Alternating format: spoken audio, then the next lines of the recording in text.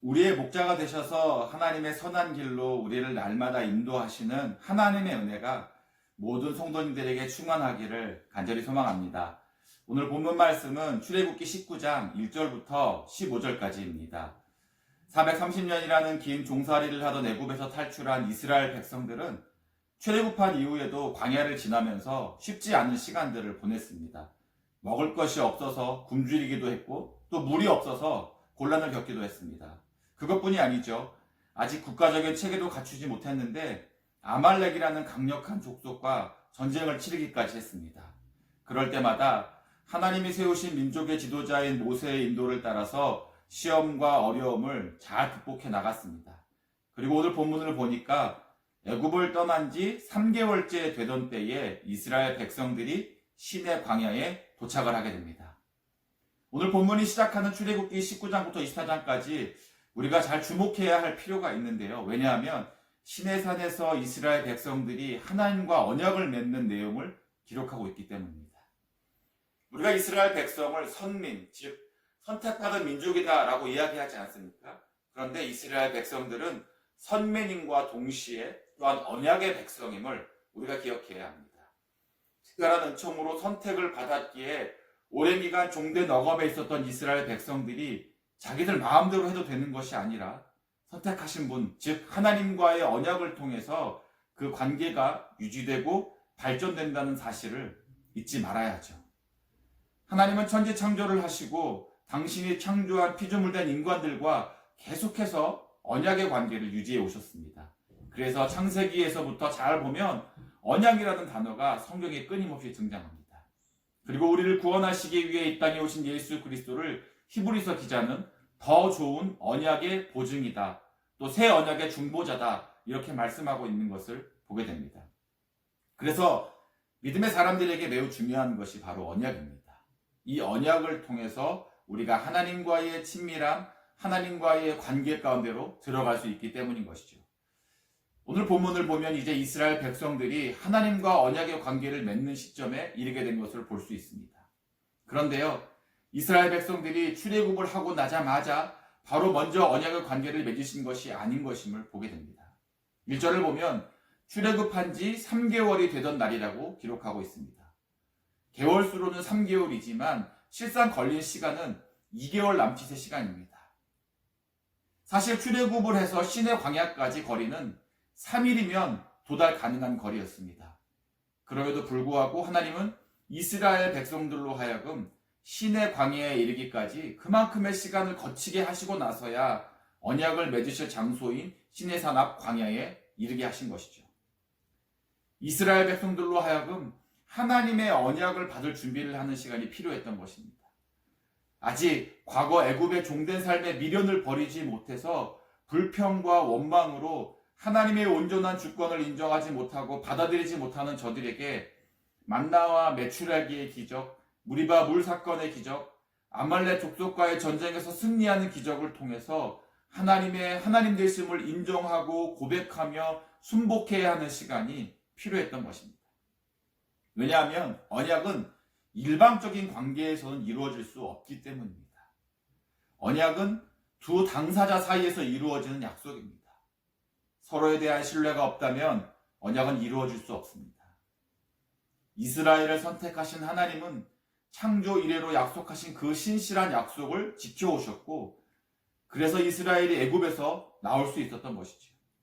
그러나 선택받은 민족인 이스라엘에겐 아직 하나님과 언약을 맺을 수 있을 만큼, 하나님의 언약을 받아들일 수 있을 만큼의 신뢰와 믿음이 온전치 않았던 것입니다.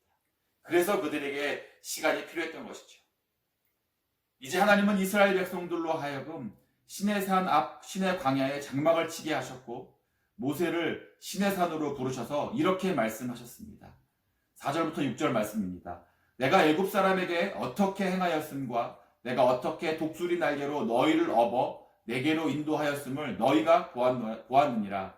세계가 다 내게 속하였나니 너희가 내 말을 잘 듣고 내 언약을 지키며 너희는 모든 민족 중에서 내 소유가 되겠고 너희가 내게 대하여 제사장 나라가 되며 거룩한 백성이 되리라. 그리고 이 말씀을 이스라엘 백성들에게 전하라고 모세에게 명령하셨습니다. 하나님이 두 가지를 말씀하셨죠. 어떻게 너희가 구원을 받았는가 명확히 알라는 것입니다. 그 중에서도 먼저 구원의 주체가 누구였는가를 분명히 하십니다. 내가 애굽 사람에게 어떻게 행하였음을 너희가 보았다라고 하셨습니다. 이스라엘을 애굽에서 벗어나게 한 것은 모세가 아니죠. 바로 하나님이십니다. 바로 이 하나님이 이스라엘로 구원을 얻게 하신 주체이시고 또 이제 언약을 맺으시려고 하시는 당사자이심을 알려주시는 것입니다. 이스라엘 백성들이 바로 이 점을 분명히 해야 함을 말씀하신 것이죠. 그리고는 어떻게 하나님이 행하셨는가를 기억해야 한다는 것입니다. 애굽 사람들에게 내린 10번의 재앙을 통해서 애굽 왕 바로가 굴복하여 이스라엘 백성들을 놓아주었죠. 그리고 또 홍해 바다를 이스라엘 백성들을 마른 땅과 같이 건너가게 하셨지만 그들을 잡으려고 뒤쫓아오는 애굽의 군대는 이스라엘이 마른 땅처럼 건넌 바로 그 자리에서 침몰되어 죽게 하셨습니다. 바로 이것이 독수리의 날개로 너희를 업어 내게로 인도하셨다는 것을 말씀하시는 것입니다. 이스라엘 백성들에게는 구원이 이루어진 것이지만 애굽에게는 심판이 이루어진 것입니다.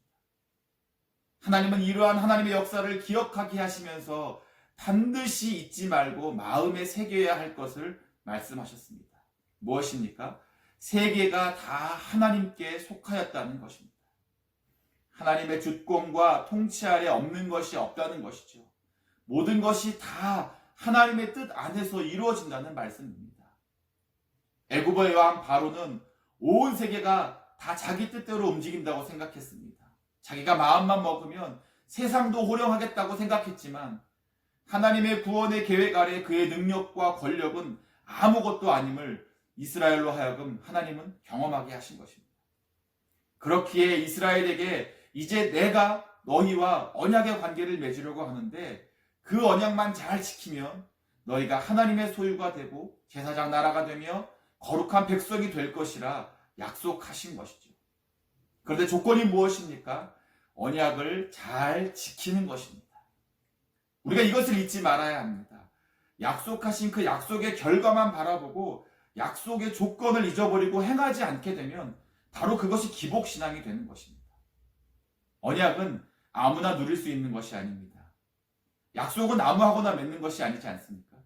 특별히 세상을 창조하시고 주관하시고 다스리시고 사랑하시는 하나님과 언약의 관계, 약속의 관계를 맺는다는 것은 그 어느 누구가 누리는 그 어떤 것보다도 아주 특별한 것이기에 이스라엘 백성들에게는 아주 큰 축복이었고 특권이었습니다. 그러나 이 언약의 관계가 큰 축복과 특권인 만큼 그에 따르는 책임과 의무도 요구되었음을 본문을 통해 보게 됩니다. 언약은 바로 이 책임과 의무를 전제로 합니다.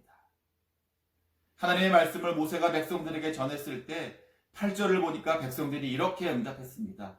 여호와께서 명령하신 대로 우리가 다 행하리이다. 아멘. 저는 이 고백이 매일 우리의 삶의 자리에서 고백되어지길 소망합니다. 그리고 또한 고백한 대로 순종하는 우리 모두가 되시기를 주님의 이름으로 축원합니다. 그럼 우리가 이 땅을 살아가면서 하나님의 소유가 되는 은혜를 누릴 수 있습니다. 소유가 된다는 것은 하나님이 존귀하게 여기시고 보호하시며 책임지시는 것을 말씀하는 것이죠. 또한 우리가 영적 제사장이 되어 하나님과의 친밀한 관계를 누리면서 하나님의 구원을 세상에 증거한 사람이 되는 것입니다. 뿐만 아니라 우리가 구별된 하나님의 백성이 되는 것이죠. 세상 사람들과는 다른 목적을 가지고 하나님의 영광을 위해 사는 존재가 되는 것입니다. 모세가 백성들의 말을 하나님께 전하고 나자 하나님은 두 번째로 모세를 부르셨습니다. 그리고 명령하셨죠. 옷을 빨게 해서 백성들을 성결하게 하라는 것입니다. 하나님의 강림을 준비하라는 것이죠. 하나님의 임재를 맞이하게 될 이스라엘에게 요구하신 것은 성결이었습니다. 우리의 삶의 자리에서 우리가 주의하여 하나님께서 기뻐하시지 않는 것들을 행하지 않고 가까이 하지 않는 것이죠. 이렇게 함으로 하나님을 만날 준비를 하는 것입니다. 우리는 주일마다 예배를 드리러 올 때에 하나님을 만나러 온다고 표현합니다. 그런데 과연 우리들에게는 하나님을 만나기 위한 성결의 준비가 되어 나오고 있는지 점검하고 돌아보아야 합니다. 우리는 하나님의 말씀을 통해 언약의 관계 안에 놓인 주의 백성들입니다. 그래서 그 언약의 말씀들을 잘 듣고 읽고 배우고 마음에 새겨서 우리의 삶을 통해 언약의 책임과 의무를 다하는 하나님의 백성들이 되어야 합니다. 그렇게 할 때에 신실하신 하나님께서 우리 가운데 그 약속을 따라 놀라운 은혜를 베풀어 주실 것입니다. 오늘도 그러한 은혜를 풍성히 경험하시는 우리 모두가 되시기를 주님의 이름으로 간절히 축원합니다.